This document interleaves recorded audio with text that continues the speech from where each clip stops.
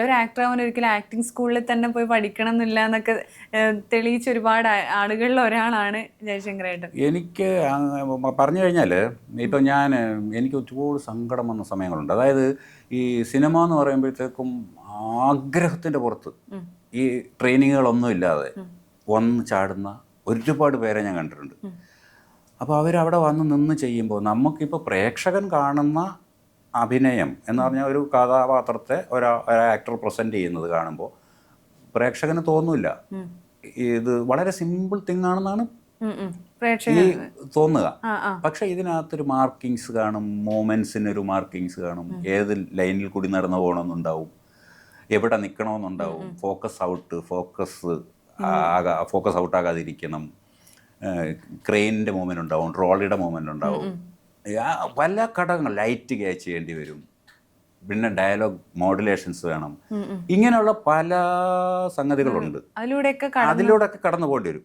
പക്ഷെ ഈ ആഗ്രഹം മാത്രം വെച്ചിട്ട് ഇങ്ങനെ യാതൊരു ബാക്ക്ഗ്രൗണ്ടും ഇല്ലാതെ വന്ന് ഇറങ്ങിയിട്ട് ഭയങ്കര ബ്രഹ്മ എന്നിട്ട് നമ്മൾ ഷൂട്ട് ചെയ്യുന്ന പൊസിഷനിലൊക്കെ ആയിരിക്കും പ്ലേസ്മെന്റ് കിട്ടും. അവിടെ വന്നിട്ട് ഇത് പറ്റാതെ വരുമ്പോൾ ഭയങ്കര വഴക്കായിരിക്കും ഇവർ കേൾക്കുക. അപ്പം അവിടുന്ന് ഈ സങ്കടപ്പെട്ട് ഇറങ്ങി പോകുന്ന പലരുടെയും എൻ്റെ മനസ്സിലിരിപ്പുണ്ട്, അവരുടെ പലരുടെയും മുഖങ്ങൾ. ഇവർ ഈ ആഗ്രഹം മാത്രമേ ഉണ്ടാവുള്ളൂ. ഇത് കുറെ പരിപാടികളുണ്ട്.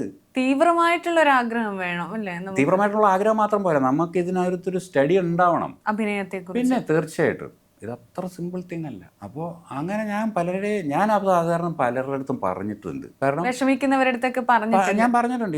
ഇതിനകത്ത് ഇങ്ങനെ നിങ്ങൾ ബേസിക് എന്തായിരുന്നു ചെയ്തിരുന്നതെന്ന് ഞാൻ ചോദിക്കും. ചിലർ അത് വളരെ ഡിഫറൻ്റ് ആയിട്ടുള്ള ആൾക്കാരെ കണ്ടിട്ടുണ്ട്. ഒരിടത്ത് ഒരു സംഭവം ഉണ്ടായി, ഞങ്ങളിങ്ങനെ ഷൂട്ട് ചെയ്യാൻ നിൽക്കുന്നു, ഭയങ്കര ക്രൗഡഡ് ആയിട്ടുള്ള ഒരു സീനാണ്. ഒരു പയ്യൻ വന്നു, അപ്പോൾ ഇയാൾ ഇങ്ങനെ വേറൊരാളുടെ അടുത്ത് ഇങ്ങനെ ഫോട്ടോസും ഇതൊക്കെ കാണിക്കുന്നൊക്കെ ഞാൻ കണ്ടു, ഒരു എക്സിക്യൂട്ടീവിൻ്റെ അടുത്ത്. കുറച്ച് കഴിഞ്ഞ് തന്നെ പുള്ളി ഇതെല്ലാം മറിച്ച് നോക്കുന്നു. കുറച്ച് കഴിഞ്ഞ് എന്നെ കാണിക്കാൻ പറയുന്നു. അപ്പോൾ ഞാനൊരു ആക്ടർ, ഞാനിങ്ങനെ സൈഡിൽ ഇരിക്കുന്നത്. അപ്പോൾ എൻ്റെ അടുത്ത് കൊണ്ട് കാണിച്ചു. അത് പുള്ളി എന്നെ ഇങ്ങനെ നോക്കി. ഞാനിതിങ്ങനെ ഒന്നേ നോക്കിയുള്ളൂ. അപ്പോൾ ഇതെന്തോ ഭയങ്കര സംഭവമാണെന്ന് പുള്ളി ധരിച്ച് വെച്ചിട്ട് കൊണ്ട് കാണിക്കുന്നത്. അപ്പോൾ ഞാൻ ചോദിച്ചു, എന്താണ് പഠിച്ചത്, എന്താണ്? അപ്പോൾ പറഞ്ഞു, ഞാൻ നേഴ്സിംഗ് പഠിച്ചു. ആദ്യം TTC പഠിച്ചു. ഞാൻ പറഞ്ഞു ശരി. എന്നിട്ട് അത് കഴിഞ്ഞിട്ട് പിന്നെ ഞാൻ നേഴ്സിംഗ് പഠിച്ചു. അപ്പോൾ എനിക്ക് നമ്മൾ പിന്നെ ഒരുമാതിരി നേരെ ഉൾട്ടുള്ള സാധനങ്ങളാണ് പുള്ളിയുടെ. സാധാരണ ഒരു പഠിക്കുന്ന ഒന്നെങ്കിൽ നേഴ്സിംഗ് കഴിഞ്ഞാൽ അതിൻ്റെ ആ ഒരു കരിയറിൽ അതുമായിട്ട് മെഡിക്കൽ ഫീൽഡുമായിട്ട് ബന്ധപ്പെട്ട് അതിലൊക്കെ വ്യത്യാസം. TTC കഴിഞ്ഞിട്ട് നേരെ നേഴ്സിംഗിന് പോകും. അപ്പോൾ അങ്ങനെയൊക്കെ ഞാൻ ചോദിച്ചാൽ അതെന്താ, അച്ഛനും അമ്മയും ടീച്ചേഴ്സ് എന്തായാലും. അപ്പോൾ അവർക്ക് പുള്ളിക്കാരനെ ടീച്ചറാക്കണം എന്നുള്ള ആഗ്രഹം. എന്നാൽ പുള്ളി നേഴ്സിംഗിന് പോയി. എന്നിട്ട് കുറച്ച് നാൾ പുള്ളി വർക്ക് ചെയ്തു. അപ്പോൾ പുള്ളിക്ക് സിനിമ ചെയ്യണമെന്ന് തോന്നി. അങ്ങനെ വന്നതാണ് ഈ കക്ഷി. അത് കഴിഞ്ഞ് ഷോർട്ടൊക്കെ പുള്ളിക്കൊരു അതിനകത്തൊരു ചാൻസ് കിട്ടി, പുള്ളിക്കൊരു ഷോർട്ട് വേഷം കിട്ടി. പുള്ളി അത് ചെയ്യാൻ വേണ്ടി വന്നു. ഈ ഭയങ്കര ക്രൗഡഡ് സീനാണ്, കുറച്ചൊരു പരിചയമുള്ള ആൾക്ക് മാത്രം പെർഫോം ചെയ്യാൻ പറ്റുന്ന ഒരു സീക്വൻസ് ആയി. അവിടെ വന്ന് ആദ്യമേ തന്നെ പുള്ളി ഇടിച്ച് ക്യാമറയെല്ലാം തെറിച്ച് ആകെ ക്യാമറ കിട്ടി തെറ്റിക്കുക എല്ലാം ചെയ്തു. ഭയങ്കര ഷൗട്ടായി, അയാളെ വഴക്ക് പറഞ്ഞു, ഭയങ്കര വെപ്രാളത്തിൽ പുള്ളി അവിടെ നിന്ന്. പുള്ളിക്ക് ചെയ്യാൻ പറ്റിയില്ല, പുള്ളി ഇറങ്ങി പോയി. എനിക്കിത് കാണുമ്പോൾ ഉണ്ടായത്, ഞാൻ അയാളെ ഇങ്ങനെ ശ്രദ്ധിച്ചുകൊണ്ടിരിക്കുകയാണ്. അയാളുടെ തകർന്നു പോയി.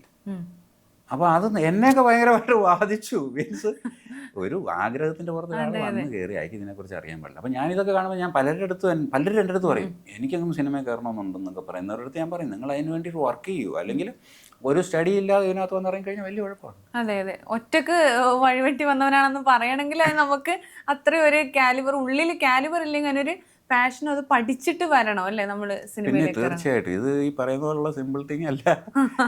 എന്നുവെച്ചാൽ അതാ ഞാൻ ഓരോന്നിനും ഉണ്ട്. ഇപ്പൊ ഞാൻ പറയും ആരാരെയും കുറച്ചൊന്നും കാണുന്നില്ല. മീൻസ് ഇപ്പൊ ഒരു വൃത്തിയായിട്ട് ഒരു ടൈല് വിരിക്കണമെന്ന് പറഞ്ഞു കഴിഞ്ഞാൽ അതിനകത്ത് ഗംഭീര കൃഷിയുണ്ട്. ഇനി ഇപ്പൊ ഒരു ഗ്ലാസ്സിൽ ഒരു ഫിലിം ഒട്ടിക്കണമെന്ന് പറഞ്ഞാൽ അതിനകത്ത് ഗംഭീരന്മാരുണ്ട്. അത് ഓരോരുത്തർക്കും ഓരോ മേഖലയിലുണ്ട്. ഒരു ആക്ടറെ സംബന്ധിച്ച് പറഞ്ഞാൽ പല സ്കിൽസ് മിക്സ് ചെയ്ത് ചെയ്യേണ്ടി വരും. പല വേഷങ്ങളിലൂടെ കടന്നു പോകണമല്ലോ. അതിനകത്ത് പല രീതിയിൽ അതിനകത്ത് അഡാപ്റ്റ് ചെയ്യാൻ പറ്റണം. അതെ.